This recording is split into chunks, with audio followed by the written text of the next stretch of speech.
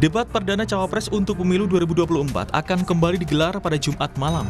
Ketiga Cawapres akan adu gagasan dan program terkait tema ekonomi, keuangan, investasi, infrastruktur, pajak, perdagangan, dan pengelolaan APBD APBN. Cawapres nomor urut 1 Muhaimin Iskandar mengaku baru pertama kali mengikuti debat yang sifatnya kompetisi. Muhaimin mengatakan hal itu bukan masalah. Caimin yakin bisa menghadapi debat Cawapres hari ini. Ya nggak apa-apa, wong kita juga memang pertama kali di dalam debat yang bersifat kompetisi seperti ini, tapi ya kita lihat nanti. Sementara Cawapres nomor urut 2, Gibran Rakabuming Raka memilih irit bicara saat ditanya mengenai persiapan debat. Kini Gibran sudah berada di Jakarta untuk konsolidasi dengan tim kampanye nasional jelang debat yang akan berlangsung nanti malam.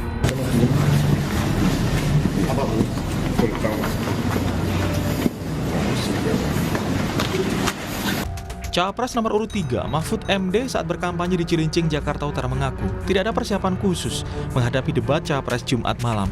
Mahfud menambahkan siapapun orang yang dipilih dan menerima jadi Cawapres harus menguasai permasalahan negeri ini. Paling memberikan masukan gitu lewat WA lalu ketemu duduk, tapi saya tidak merasa perdebatan itu harus dipersiapkan khusus karena itu kan sangat luas masalahnya, nanti siap ini ternyata yang ditanyakan itu. Oleh sebab itu menurut saya debat itu adalah apa yang ada sekarang yang dimiliki lalu diperdebatkan, dia menguasai apa tidak, gitu aja.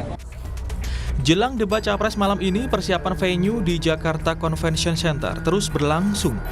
Berbeda dengan debat pertama, pada debat Jumat malam ini, Cawapres akan berdiri di depan podium. KPU telah menetapkan moderator debat Cawapres yang akan memandu debat kedua Pilpres. Dua moderator yang telah ditetapkan KPU, yakni Alvito Denova dari Transcorp dan Liviana Charlisa dari Kompas TV. Tim Liputan, Kompas TV. Yang dinanti-nantikan saudara, hari ini debat Cawapres akan berlangsung pada sore nanti. Kemarin Sapa Indonesia Pagi sudah membahas ekonomi digital, perdagangan, dan UMKM. Hari ini giliran kita fokuskan ke tema yang lain, yakni infrastruktur dan pengelolaan keuangan negara melalui APBN dan juga APBD. Bersama kami sudah ada narasumber Zulfikar Amir, anggota Dewan Pakar Timnas Amin di sambungan Zoom. Lalu juga ada Mulia Amri, anggota Dewan Pakar TKN Prabowo Gibran, dan Sumantri Suwarno, Wakil Sekretaris TPN Ganjar Mahfud. Selamat pagi Bapak-Bapak. Pagi. Oke. Pagi. Baik. Ya, saya akan ke Pak Zulfikar dulu deh nih ya. Pak Zulfikar dari Timnas Amin. Pak Zulfikar, kalau kita lihat sekarang kan infrastruktur ini jadi jadi juga masalah yang seksi lah ya. Ini jadi agenda prioritas dari masing-masing pasangan calon ketika kita sudah mempelajari visi misi masing-masing pasangan calon. Tapi infrastruktur ini memang dibilang jadi fondasi pertumbuhan ekonomi. Tapi yang ingin kita tanyakan, bisa nggak infrastruktur ini otomatis membawa kita pada pertumbuhan ekonomi yang berkualitas, tidak hanya tumbuh tapi ada kualitasnya gitu, Pak Zulfikar? Ya, terima kasih Mas Radi. Jadi di mana-mana yang namanya infrastruktur itu sangat penting untuk pertumbuhan ekonomi, khususnya masyarakat yang sedang membangun seperti Indonesia ya. Tetapi ketika kita bicara tentang infrastruktur, kita harus tahu kualitas seperti apa yang ingin kita kejar. Nah, selama hampir 10 tahun terakhir, pembangunan infrastruktur itu sudah digalakkan oleh pemerintahan Pak Joko Widodo. Dan memang ada beberapa manfaat yang bisa dirasakan, tetapi kemudian kalau kita lihat secara keseluruhan, dampak dari pembangunan infrastruktur untuk pertumbuhan ekonomi ini itu masih relatif minim. Dan ini disebabkan oleh perencanaan dan pelaksanaan pembangunan infrastruktur yang sangat kurang cermat dan tidak hati-hati, khususnya di dalam memilih infrastruktur apa yang dibangun, skema finansialnya seperti apa, lalu bagaimana membangunnya dan di mana yang membutuhkan. Jadi perencanaan-perencanaan seperti ini yang menjadi titik kelemahan pembangunan infrastruktur selama 9 tahun terakhir, dan ini yang akan diubah oleh paslon Anies Baswedan dan Muhaimin Iskandar, di mana kita ingin adanya suatu pertumbuhan ekonomi yang dipicu oleh infrastruktur yang dibangun secara inklusif. Yang kami maksud secara inklusif ini adalah bagaimana supaya infrastruktur ini itu bisa dimanfaatkan dan diakses oleh semua kelompok sosial, dan kemudian bahwa infrastruktur ini itu harus efisien di dalam hal pembangunannya dan juga pengoperasian. Ada beberapa infrastruktur yang kita tahu dibangun oleh pemerintahan Joko Widodo yang sangat tidak efisien dan tidak memberi manfaat, khususnya ketika kita mengukur utility rate dari infrastruktur itu gitu. Jadi ini yang akan kita benahi. Ada respon soal ini? Iya. Pak Mulya? Utility rate dari infrastruktur itu selalu naik ya. Oke. Jadi dalam artian membangun infrastruktur itu tidak seperti membangun jigsaw puzzle ya, yang lengkap langsung sekaligus. Pasti ada bangun di sebelah sini dulu, sebelah kiri dulu, di sebelah kanan dulu. Tapi ini pada akhirnya akan membentuk sebuah gambaran yang lengkap. Nanti akan tersambung sama seperti kalau kita lihat tol Trans Sumatera sekarang. Itu kan baru di sebagian-sebagian gitu ya. Nanti kan akan nyambung. Tujuannya akan nyambung sama seperti tol di Jawa juga. Akhirnya sekarang sudah nyambung. Jadi ketika sudah ada di satu tempat, ada di tempat lain bukan berarti tidak tersambung. Pada akhirnya akan tersambung. Ketika sudah tersambung, utility rate-nya akan naik sekali. Dan membangun infrastruktur itu untuk puluhan tahun ke depan. Jadi yang sekarang kita bangun itu akan betul-betul terasa manfaatnya 23 tahun ke depan pada saat Indonesia Emas menuju Indonesia Emas. Jadi itu semua direncanakan dengan baik. Kalau kelihatannya seperti belum tersambung, ada sebagian yang utility rate-nya masih rendah, ya kalau tidak dibangun-bangun, tidak tersambung, kapan kita akan bisa mendapatkan utility rate yang tinggi itu? Baik, tadi soal inklusivitas, lalu utility rate, Pak Menteri. Kira-kira oke, saya rasa begini ya. Jadi infrastruktur itu sebenarnya adalah alat untuk dua hal. Satu, pertumbuhan ekonomi, dua, pemerataan ekonomi. Ketika kita bicara pertumbuhan ekonomi, maka dua hal yang dapat disumbangkan oleh pembangunan infrastruktur. Pertama, selama proses pembangunan dia akan menggerakkan melalui konsumsi pemerintah, konsumsi rumah tangga yang digerakkan oleh belanja infrastruktur. Yang kedua, ketika dia sudah jadi in service, maka dia akan menggerakkan, mempercepat pergerakan barang dan jasa, pada akhirnya akan memperbesar kapasitas ekonomi dan di situ penerimaan negara akan naik. Yang menjadi masalah adalah, saya menyinggung apa yang disampaikan Prof. Zulfikar tadi, adalah perencanaan kita kurang hati-hati sehingga banyak infrastruktur hanya dikejar dalam konteks kuantitas tetapi tidak kualitas. Misalnya ada kementerian dengan punya target untuk membangun infrastruktur di transportasi, ada kementerian membangun infrastruktur di sektor industri tetapi tidak connect satu sama lain. Ada contoh kasus di Halmahera Utara, ada sebuah pabrik yang dibangun oleh BUMN untuk pengolahan bahan tambang nikel kalau tidak salah, tetapi listriknya 3 tahun tidak terkonek. Ya KPI di sisi pembangunan industri tercapai, tetapi di sisi infrastruktur fasilitas pendukung tidak tercapai. Hal-hal seperti ini tentu menjadi masalah. Kemudian kedua adalah mengenai kualitas eksekusi. Pembangunan infrastruktur bagus, semua setuju. Tetapi ketika eksekusinya terjadi kesalahan, penurunan kualitas, apalagi korupsi, yang alih-alih pembangunannya ini kita tujukan untuk memperlancar arus barang dan jasa, pada akhirnya meningkatkan penerimaan pemerintah. Justru yang terjadi, kita terjebak hutang untuk pembangunan infrastruktur tersebut.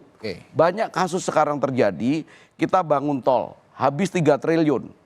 Begitu di-appraise untuk kita jual karena beberapa BUMN harus melakukan recycle aset, ternyata oleh appraisal independen dinilai hanya 2 triliun. Kenapa? Karena terjadi pembengkakan dalam proses pembangunannya. Jadi kita setuju bahwa infrastruktur adalah alat dari pertumbuhan. Tetapi eksekusinya dan perencanaannya harus dilakukan secara hati-hati. Jangan mengejar populisme dengan sekedar membangun. Kita punya LRT atau LRT di Palembang yang sampai hari ini tiap hari kalau operasi akan merugi.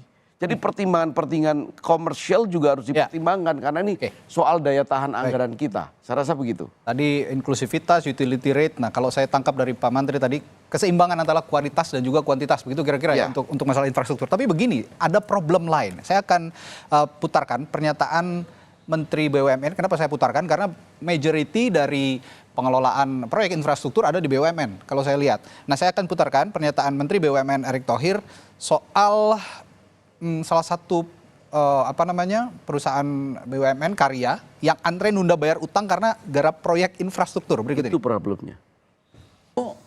Ada juga yang istilahnya karena ini ada PMN, ada juga pendanaan dari perbankan, kita tidak mau lagi ke holdingnya, tapi langsung ke projectnya. Waktu itu udah cerita saya. Ya, supaya tadi pembayaran vendor ini nggak muter-muter. Nah, itu vendor ada yang 2016 kan zolim. Masa posisi kita sebagai benteng ekonomi nasional tapi nyulitkan yang UMKM yang kecil-kecil. Makanya kemarin saya bilang, kita panggil juga direksi yang lama biar tanggung jawab gitu.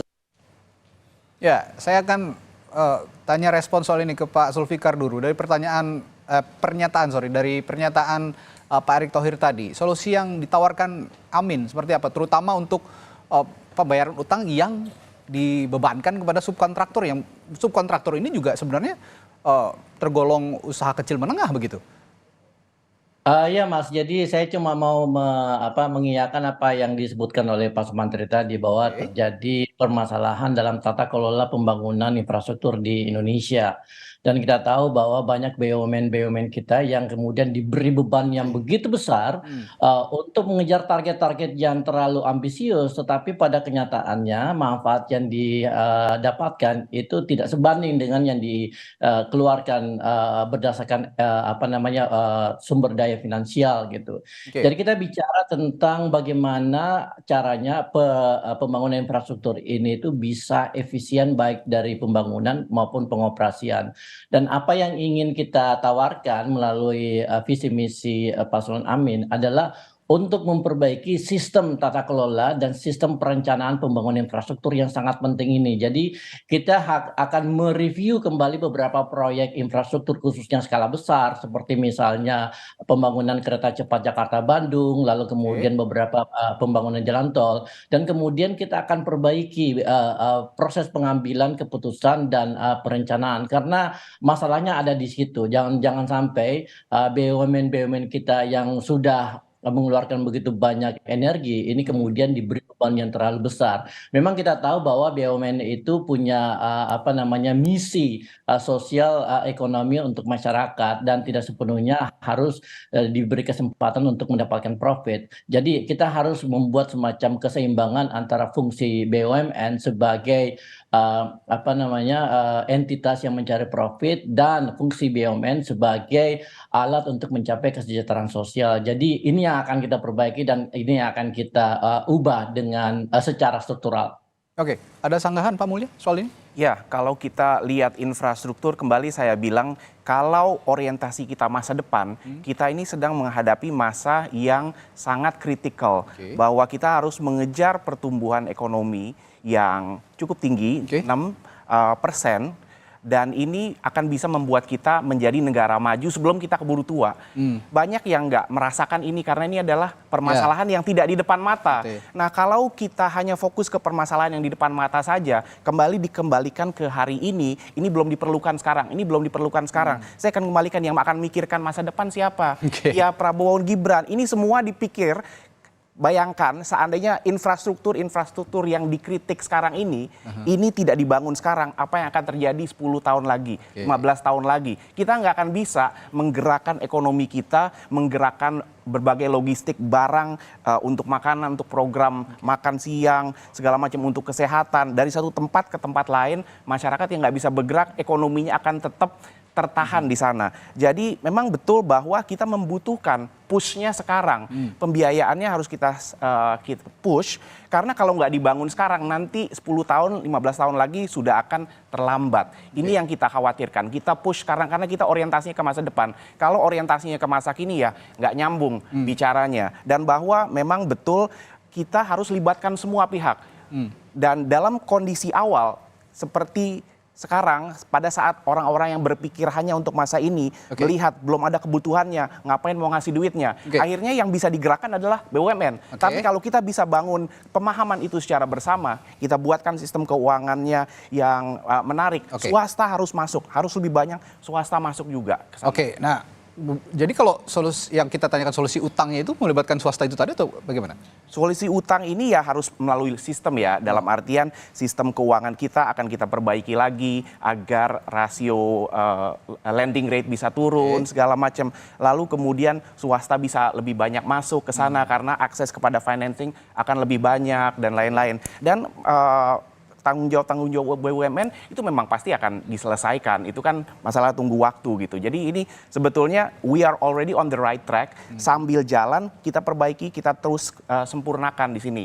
Agar jangan sampai 10-15 tahun lagi kita menyesal tidak membangun infrastruktur itu sekarang. Jadi Prabowo Gibran ada komitmen untuk melunasi utang-utang itu ya? Oh ya pasti dong, itu kan namanya juga utang, siapapun harus lunasi. Iya, karena kasihan juga gitu loh kalau kita bicara infrastruktur, pembangunan infrastruktur begitu, kalau memang subkontraktornya saja tidak tidak di-treat dengan baik begitu, ya kan namanya pembangunan infrastruktur gotong royong gitu ya, harus semua pihak terlibat. Jika ini dibebankan juga kepada masyarakat ya menengah ke bawah gitu, subkontraktor ini juga nggak akan sehat. Nah, dari Pak Amri, Oke.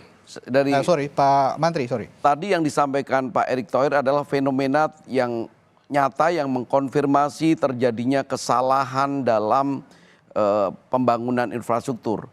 Menurut saya sih posisi pasangan Ganjar Mahfud dan mungkin Amin dan Muhaimin, menurut saya tidak dalam, Anies dan Muhaimin tidak dalam posisi menolak pembangunan infrastruktur. Kita jelas setuju karena untuk keluar dari middle income trap, salah satunya memang adanya konektivitas infrastruktur yang efisien karena itu akan menurunkan biaya logistik. Tetapi tidak serta-merta atau gebiah-uyah. Orang sekarang hype, euforia mengenai infrastruktur era Pak Jokowi sangat bagus. Masyarakat tahu nggak ongkosnya? Ongkosnya adalah vendor-vendor yang tidak terbayar.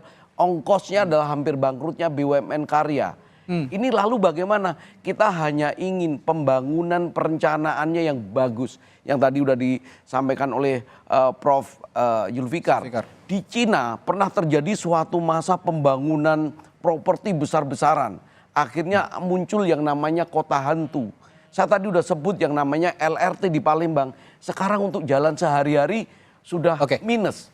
Bagaimana dengan nanti kereta cepat? Sekarang ketika orang masih hiruk pikuk senang dengan kereta cepat saja, penumpangnya tidak banyak. Apalagi untuk daily, apalagi ketika ibu kota pindah ke Kalimantan. Bagaimana memproyeksikan pendapatan dari kereta cepat ini di masa depan dengan investasi 110 triliun. Ini tapi juga tadi kalau kita ngomong-ngomong soal pelunasan utang, jangan juga membebankan APBN karena APBN juga bebannya sudah sangat berat begitu ya. Kira-kira Pak Menteri ya.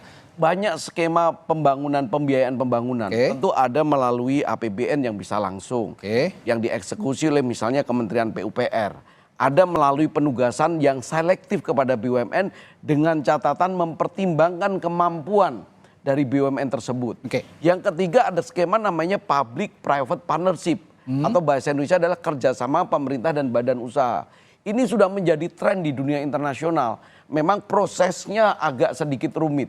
Ada bandara New Mumbai di India, 100 juta penumpang, itu dibangun oleh institusi swasta, bukan oleh BUMN-nya India. Ini menjadi model di mana pemerintah bisa fokus kepada infrastruktur basic, infrastruktur yang secara komersial bisa dikembangkan biar dikerjakan swasta.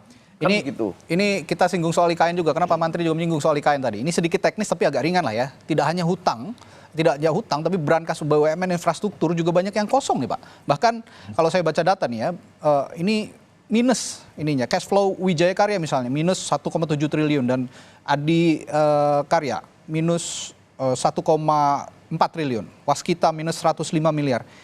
Ini gimana ceritanya jadi agen pembangunan kalau modalnya aja nggak ada. Nah kira-kira IKN bisa lanjut nggak? Saya dari Pak Mantri dulu. Itu mengkonfirmasi bahwa ongkos euforia infrastruktur ini terlalu mahal. Kalau tadi yang dikatakan Pak Mulya Amir bahwa kita harus bangun sekarang kalau nggak terlambat. Yang terjadi kalau eksekusinya jelek adalah barangnya tidak benar, kualitasnya buruk, hutangnya dan kebangkrutannya sudah di depan mata. Alih-alih kita sampai kepada jembatan jangka panjang, kita udah kehabisan tenaga di tengah jalan. Ini yang terjadi dengan BUMN-BUMN kita. Kalau kita bicara mengenai kualitas keuangan BUMN karya kita, ada yang debt to equity rasionya, hutangnya itu 5 kali dari kekayaan bersih dia. Itu sudah sangat nggak layak untuk menjalankan bisnis yang sustain. Ini berbahaya, saya selalu berkali-kali, bahaya loh. Kalau BUMN ini terus-menerus diminta menservis keinginan presiden dengan kampanye infrastruktur tanpa mereka berani menolak menterinya, dirut-dirut BUMN apalagi yang takut dipecat, ini kolaps. Kalau BUMN kolaps, dampaknya mohon maaf saya harus sampaikan, itu juga ke perbankan. Karena itu kreditnya triliunan. IKN. Soal IKN ini kan juga sebenarnya kalau kita dalam posisi ingin mendukung, tetapi bagaimana eksekusinya kita mau lihat lagi. Terutama adalah pelibatan investor. Karena ruang fiskal kita dari APBN kalau terus-menerus digerojokkan ke IKN, ruang tumbuh yang lain di daerah lain juga nanti akan berkurang pasti, atau sektor-sektor lain. Lalu bagaimana? Kuncinya adalah kredibilitas dari pemerintah. Kredibilitas pemerintah atas penegakan hukum. Makanya kalau di kita Pak Mahfud sangat menggaransi penegakan hukum ini, sehingga kita berharap apa yang diharapkan dari Presiden Jokowi bisa kita eksekusi. Ada garansi gitu ya? Investor asing atau investor dalam negeri tertarik untuk bersama-sama investasi di IKN. Sudahlah, kalau menggunakan APBN kita 500 triliun terlalu berat lah. Kita harus sampaikan karena apalagi kalau nanti 500 triliun untuk IKN, makan gratis 500 triliun. Ini juga akan saya yang lain-lain tidak akan dapat bagian nanti. Bagaimana dengan anggaran pendidikan dan sebagainya. Pak Melia, kalau tadi Anda mengatakan kalau nggak sekarang kapan lagi gitu kan, pemikirannya harus dari sekarang, justru ini untuk masa depan. Tapi kalau ya terburu-buru seperti yang disinggung oleh Pak Menteri tadi, terburu-buru akhirnya kualitasnya tidak ada, ini juga jadi beban baru buat APBN. Kira-kira bagaimana tanggapannya soal ini? Ada dua hal yang ingin saya tanggapi ya. Pertama tadi disebutkan soal beban APBN. Di mana-mana kalau kita melakukan investasi, itu si pemilik proyek harus naruh uang dulu, ekuitas dulu. Dan ketika pemilik proyek udah naruh ekuitas, baru kemudian perbankan ngelihat, oh ini pemilik proyeknya udah mau nih gitu kan. Oke, berarti saya akan membiayai sebagiannya lagi gitu. Nah sekarang kita belum melakukan itu, sedang melakukan itu. Membangun infrastruktur yang 20% pembiayaan dari pemerintah di IKN contohnya, kalau ngomongin soal ini ya, ini adalah pembuktian kepada dunia investasi, ini adalah down payment-nya kita ya, dalam artian ekuitas yang kita taruh di sana. Dan ini ekuitasnya sedang dibangun, kan nggak langsung sekali 20%, namanya infrastruktur kan bangun jalannya, ngebangun sumber airnya, ngebangun macam-macam yang ada di IKN. Itu adalah proses menuju ke sana. Dan kita sudah punya banyak sekali letter of interest, letter of intent dari berbagai investor. Apakah itu belum masuk? Ya mereka akan menunggu. Sudah sampai mana infrastrukturnya? Semakin banyak infrastruktur yang terbangun, semakin real kelihatan proyeknya. Itu akan masuk di mana-mana mengerjakan proyek gedung, kota. Saya juga urban planner. Ya begitu. Dan pembangunan kota itu memakan waktu puluhan tahun. Nah kembali lagi kalau saya dari sebagai pemilik proyek ini, yaitu Republik Indonesia, ya kalau nggak dimulai sekarang, ya kapan akan bisa memetik hasilnya? Itu dalam hal yang tadi ya, yang soal APBN infrastruktur. Yang kedua, berbagai batasan-batasan tadi.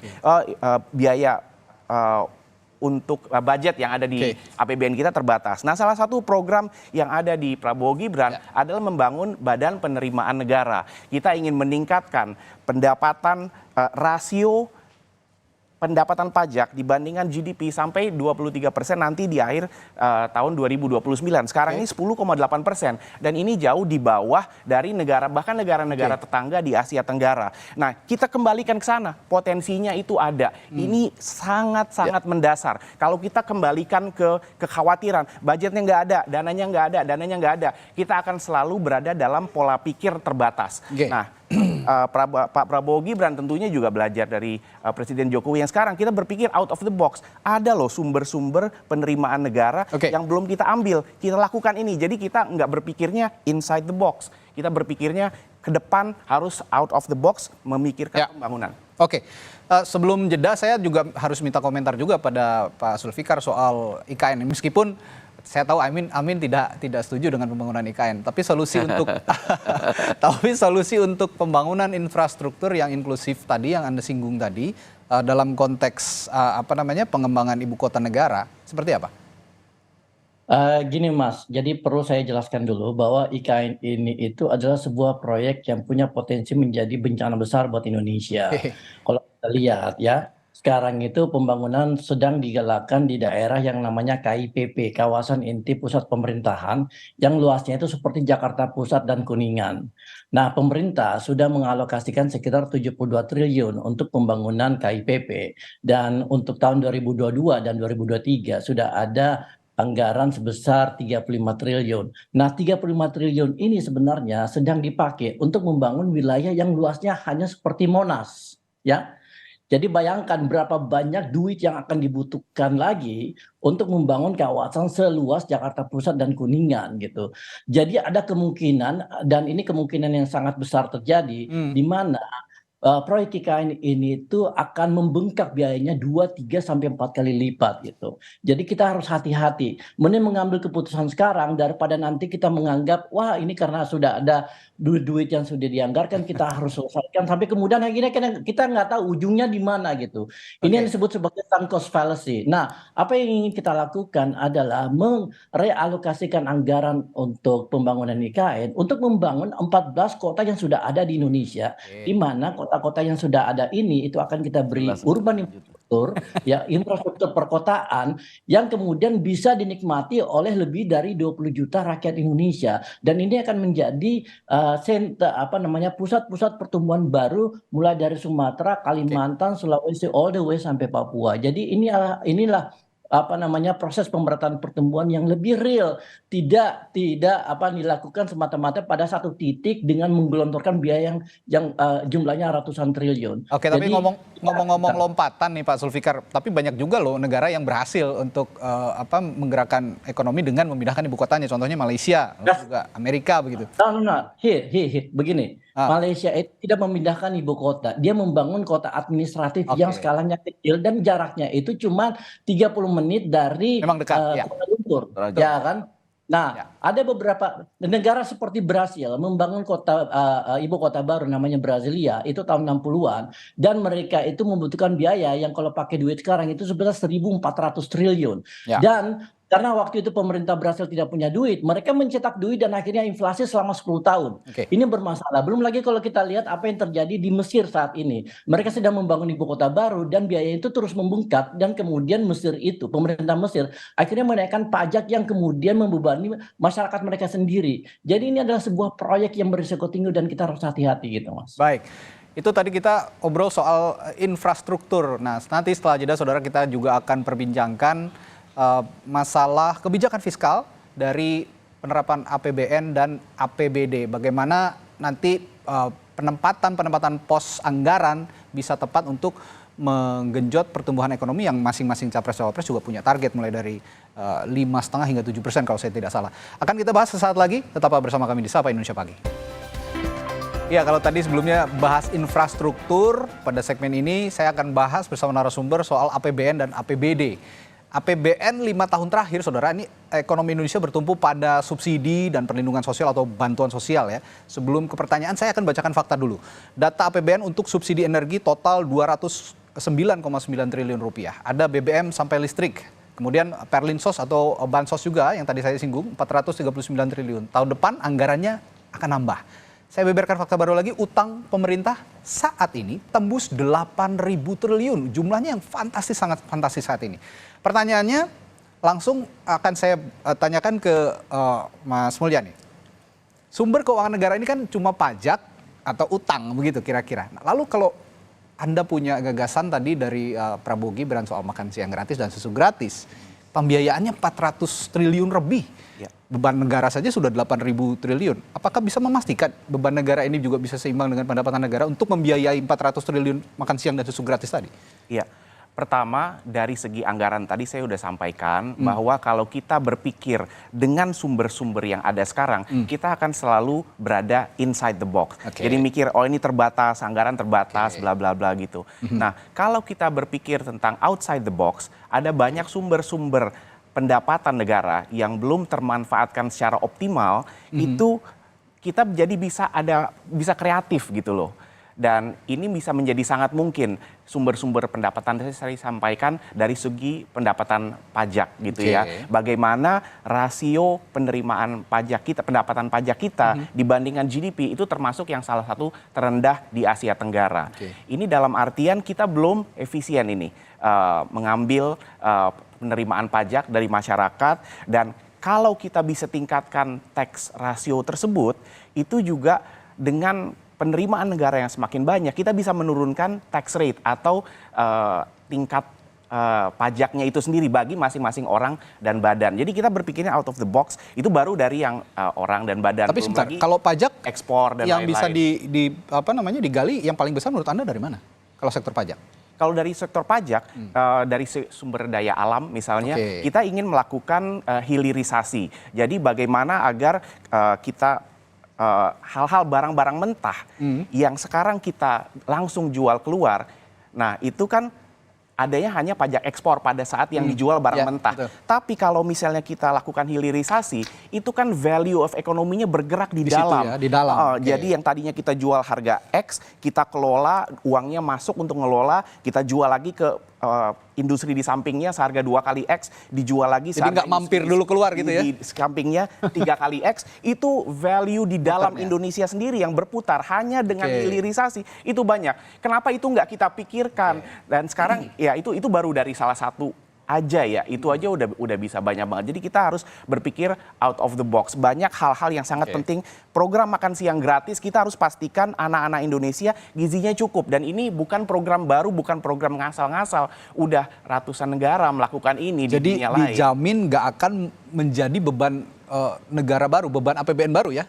Tidak ya. Tidak. Tadi dari sektor-sektor tadi hilirisasi ini mengilustrasikan begitu tadi Pak Amri bahwa nggak usah mampir dulu keluar, lalu dibeli lagi sama kita dengan harga yang mahal gitu. Betul. Uangnya muter di dalam negeri. Yes. Oke. Pak Mantri, ngomongin soal utang negara, beban utang negara APBN 8.000 triliun, solusinya apa kalau buat Ganjar Mahfud? Jadi kita sebagai orang yang lama di dunia korporasi selalu bilang utang is okay selama dia dipakai untuk sektor produktif yang pada akhirnya akan meningkatkan kapasitas ekonomi, pendapatan negara sehingga negara memiliki kemampuan bayar atas utang tersebut. Yang menjadi problem tadi adalah lagi-lagi adalah strategi eksekusi dari anggaran. Saya sih dengan segala respek kepada pasangan Prabowo Gibran, dengan punya kampanye makan gratis dengan angka 400 triliun, Pak Prabowo ini pernah punya pengalaman eksekusi food estate yang hanya beberapa triliun saja, eksekusinya nggak gampang. Ini mau melakukan operasi masif delivery makan untuk seluruh anak sekolah, usia sekolah di Indonesia. Saya tidak kebayang layering distribusinya, kehilangan ongkos di setiap tahapannya, sehingga pertama dari sisi kualitas makanan tidak terjaga, anggarannya sudah habis, dan secara strategi kalau itu mau mencegah stunting, itu udah banyak yang menolak bahwa stunting itu efektif, intervensinya dilakukan pada 1000 hari pertama dari kelahiran anak selama masa di kandungan dan kemudian 1000 hari pertama setelah lahir. Anak SMP, anak SMA dikasih makan gratis, ya mereka senang, tetapi dampak terhadap kualitas SDM menurut saya nggak banyak-banyak amat kalau kaitannya dengan stunting. Saya mau bicara mengenai Ganjar Mahfud, bagaimana? Kalau Ganjar Mahfud keberpihakan atas APBN ini kan politik keberpihakan. Betul. Mengenai budget ini kita akan arahkan agar UMKM mendapat porsi yang lebih besar. Karena apa? Fakta secara data menunjukkan kontribusi UMKM terhadap PDB kita di tahun 2021 itu 57%. Ini barang ini juga berkali-kali menjadi penyelamat Indonesia di saat krisis. Jangan kita berpikir kepada setiap kali mengambil langkah-langkah mudah. Pandemi kemarin kasih saja makan gratis, kasih kredit. Tidak, tapi kita harus melakukan sebuah tata kelola yang strategis. Bagaimana? Pak Jokowi sudah punya, ini dari era Pak SBY dan Pak Jokowi, mengenai program KUR. Anggarannya sudah hampir 292 triliun. Kita tinggal tajamkan agar eksekusinya tepat sasaran. Karena apa? Kalau UMKM kita ini mendapatkan pembiayaan yang bagus, mereka akan mengalami efisiensi dari sisi kos produksi. Lalu apa anggaran lainnya? Alokasi lainnya? Ganjar Mahfud menjanjikan 50% ruang belanja APBN akan diprioritaskan untuk UMKM. dari KUR kita tajamkan, alokasi kredit perbankan kita akan targetkan 35% untuk UMKM. Jadi sisi pembiayaan kita bereskan, sisi pemasaran kita serap dari APBN. Lalu bagaimana di tengahnya? Di tengahnya adalah kita latih manajemen pengelolaan perusahaan, literasi keuangannya, peningkatan kualitas produk. Jadi yang 57% ini jangan dilupakan. Oleh karena itu di Ganjar Mahfud visi misinya jelas. 35% kredit untuk UMKM, 50% belanja APBN untuk UMKM. Terus kemudian akses ruang publik untuk bisnis rintisan dan UMKM dan sebagainya. Instead of makan siang gratis dan susu gratis, Pak Menteri tadi lebih menggerakkan UMKM lebih efektif sepertinya untuk menyeimbangkan APBN dan supaya terserap dengan baik dan juga memberikan kontribusi positif untuk pertumbuhan ekonomi nasional. Tapi saya yakin nanti malam soal susu gratis, makan siang gratis ini akan juga di-challenge terus oleh pasangan ya karena itu bisa dilakukan oleh panti asuhan gitu. Negara harus berpikir yang lebih strategis dan kompleks daripada sekedar Profesor Yulfikar Amir pasti terbahak soal makan gratis dan susu gratis. Kalau tadi kritiknya Pak Menteri ini kan food estate aja Pak Prabowo yang relatif lebih kecil skalanya tidak beres begitulah. Ini mau skala besar makan siang dan susu gratis begitu ya. Seluruh Indonesia loh itu. Seluruh Indonesia dengan anggaran 400 triliun lebih. Ada catatan Anda soal ini? Ya, saya setuju banget sama komentar dari Pak Sumantri tadi itu. Talk banget gitu ya. Jadi Paslon Amin itu akan menghindari perilaku spending gitu ya, yang ditawarkan oleh Paslon 02 gitu. Jadi kita harus hati-hati kenapa? Karena kita punya keterbatasan ruang fiskal. Ya. Walaupun APBN kita itu sekarang udah mencapai 3.000 triliun, tetapi banyak ruang-ruang yang sebenarnya udah sangat terdesak. Jadi kita tidak punya privilege atau luxury untuk menggelontorkan program-program yang menghabiskan ratusan triliun yang kemudian manfaatnya tidak bisa kita dapatkan secara optimal gitu. Nah, permasalahan hutang ini memang adalah permasalahan besar yang akan kita hadapi dan ini adalah legacy dari Pak Joko Widodo yang kita harus catat gitu dengan baik gitu ya. Dan ini akan menjadi salah satu pekerjaan rumah yang besar untuk pemerintahan berikutnya dan insya Allah Pak Anies Baswedan dan Muhaimin Iskandar sudah punya solusi untuk itu. Nah, kalau kita lihat struktur ekonomi kita ada satu masalah yang sangat fundamental di mana perekonomian kita itu masih terdiri dari 22% sektor informal. Nah, dan sebenarnya angka yang dari World Bank ini itu juga bisa lebih besar dari kenyataannya gitu ya. Dan kalau kita lihat angka pekerja kita yang 140 juta itu ada sekitar 40 juta, ada sekitar 60% yang masih terjebak di sektor informal. Jadi ini adalah jumlah yang sangat besar yang mestinya kita upayakan supaya mereka bisa bergeser dari sektor informal ke sektor formal. Dan ini bisa dilakukan melalui pemberdayaan usaha-usaha kelas kecil dan menengah, di mana kita akan memberikan pemihakan terhadap kelompok-kelompok ini supaya mereka produktif gitu. Jadi kalau kita lihat subsidi yang akan kita berikan dari struktur ekonomi sekitar 60% itu akan kita fokuskan pada kelompok kelas menengah kecil di mana mereka akan kita beri fasilitas finansial, fasilitas legalitas dan sebagainya sehingga mereka memiliki kemampuan untuk melakukan produktivitas ekonomi secara lebih baik dan ini akan memberi kontribusi ke perekonomian kita karena ketika mereka masuk ke sektor formal, mereka punya NPWP, mereka bisa bayar pajak, walaupun mungkin jumlahnya juga tidak terlalu banyak. Tetapi kalau misalnya broad base-nya itu lebih luas, maka kontribusinya terhadap pendapatan negara itu akan meningkat. Tadi mirip-mirip berarti ya, ini UMKM dioptimalkan dari APBN supaya juga bisa menggerakkan perekonomian nasional dari bawah begitu. Nah, saya sebenarnya punya satu pertanyaan lagi, tapi boleh saya waktu kalau terbatas. Masih soal makanan, 2 kalimat cepat saja. Silakan. Iya. makan gratis itu energi, gizi, dan nutrisi bagi anak-anak itu kita anggap sebagai investasi. Sama seperti pendidikan gratis. Ya, gizi dan nutrisi bagi anak-anak kita juga harus kita pastikan. Yang kedua, soal UMKM yang akan menyediakan makanan-makanan ini siapa? Ya kan UMKM juga, ya kan ibu-ibu yang di sekitar sana, sekolah-sekolah juga gitu. Itu make sense ya kalau memang begitu. Tapi kita nantikan praktiknya seperti apa. Saya punya pertanyaan lagi sebenarnya, penyakit APBN, APBD ini yang terserap jarang sekali on time gitu. Rata-rata mepet di akhir tahun gitu. Ini karena saya nggak tahu ada apa atau ada penimbunan anggaran sehingga bunganya dimakan rame-rame atau saya nggak tahu. Nah, semoga bapak-bapak ini nanti malam punya solusi untuk memberikan masukan kepada cawapres masing-masing soal ini. Saya juga punya catatan soal itu. Nah, closing statementnya dari Pak Mantri dulu deh. Nanti malam cawapres yang akan dipersiapkan untuk debat Pak Mahfud. Bagaimana ininya, terutama soal infrastruktur katanya juga jadi masukan penting buat jadi negara ini urusan yang sangat serius dan harus hati-hati. Kita harus mengeksekusi program dengan skala yang sangat luas, dengan stakeholder yang macam-macam. Oleh karena itu pasangan Ganjar Mahfud selalu menyampaikan narasi besar di bidang ekonomi adalah soal keberpihakan. Kita ingin membangun ekonomi yang lebih merata, yang lebih inklusif. Lalu siapa aktor yang akan kita berikan afirmasi? Tadi saya sudah sebutkan adalah kelompok bisnis UMKM. Ya. Kita secara jelas dalam visi misi kita menyebut angka-angka yang akan kita target.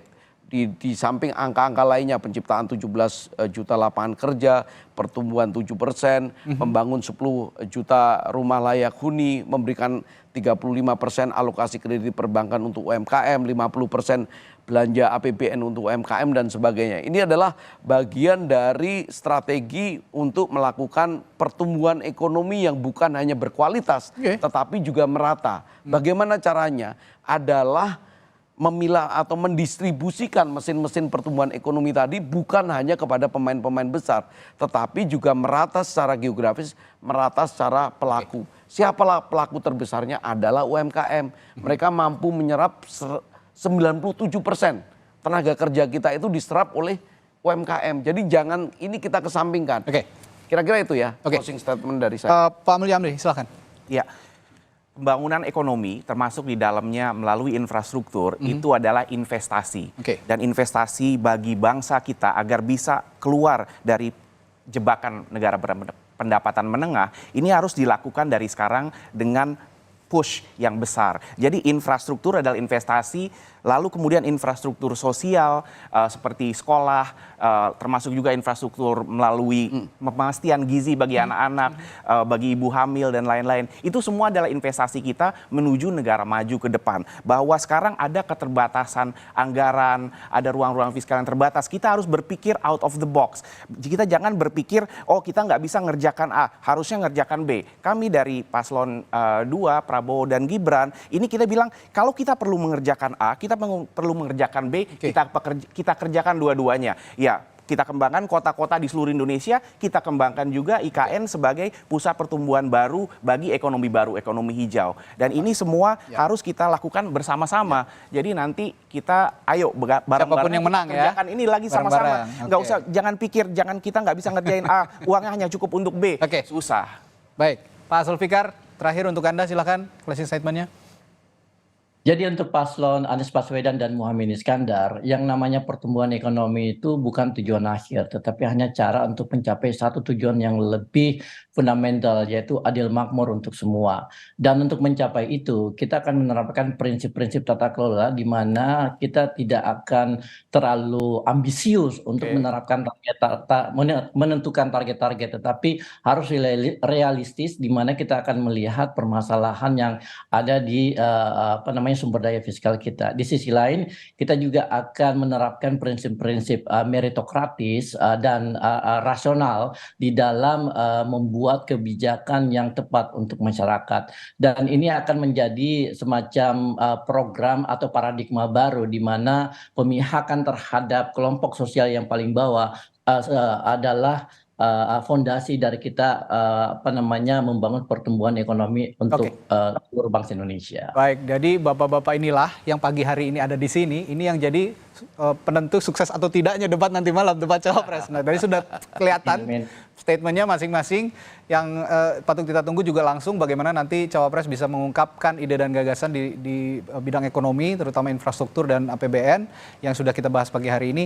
Semoga bisa juga menuntun Anda pada pilihan yang terbaik untuk bangsa ini. Terima kasih Pak Sulfikar Amir, anggota Dewan Pakar Timnas Amin, lalu Mulia Amri, anggota Dewan Pakar TKN Prabowo Gibran, serta Pak Sumatri Suwarno dari Wakil Sekretaris TPN Ganjar Mahfud telah berbagi perspektif. Terima kasih Mas Mantri, Mas Muli, Mas Radi, thank you. Dan saudara, Sapa Indonesia Pagi